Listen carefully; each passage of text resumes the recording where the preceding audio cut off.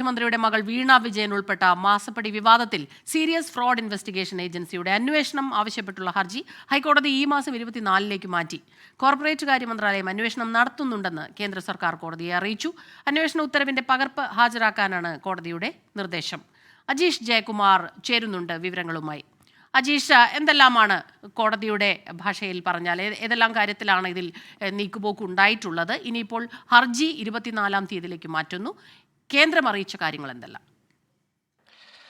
ഈ മാസപ്പടി വിവാദത്തിൽ, അതായത് മുഖ്യമന്ത്രിയുടെ മകൾ വീണ വിജയന്റെ ഉടമസ്ഥതയിലുള്ള എക്സാലോജിക് കമ്പനി CMRL കരിമണൽ കമ്പനിയായ CMRL നിന്ന് മാസപ്പടി വാങ്ങിയെന്ന ഇന്റർമൽ സെറ്റിൽമെന്റിന്റെ കണ്ടെത്തലിനെ തുടർന്നാണ് കോട്ടയം ജില്ലാ പഞ്ചായത്ത് അംഗമായ ഷോൺ ജോർജ് ഹൈക്കോടതിയിൽ ഹർജി നൽകിയത്.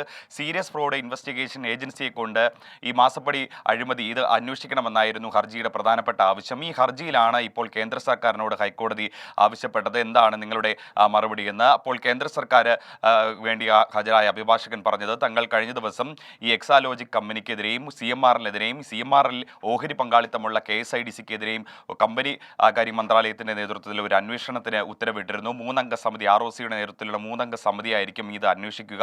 അങ്ങനെയെങ്കിൽ ഹൈക്കോടതി തിരിച്ചു ചോദിച്ചത് ആ അന്വേഷണത്തിന്റെ രേഖകൾ ഹാജരാക്കൂ എന്നാണ്. അതുകൊണ്ടാണ് ഇത് ഹാജരാക്കാൻ 24-ാം തീയതി വരെ സമയം അനുവദിച്ചത്. എന്തായാലും 24-ാം തീയതി ഈ ഹർജി വീണ്ടും പരിഗണിക്കും. ശരി, അജീഷ് ജയകുമാറാണ് വിവരങ്ങളുമായി നമുക്കൊപ്പം ചേർന്നത്.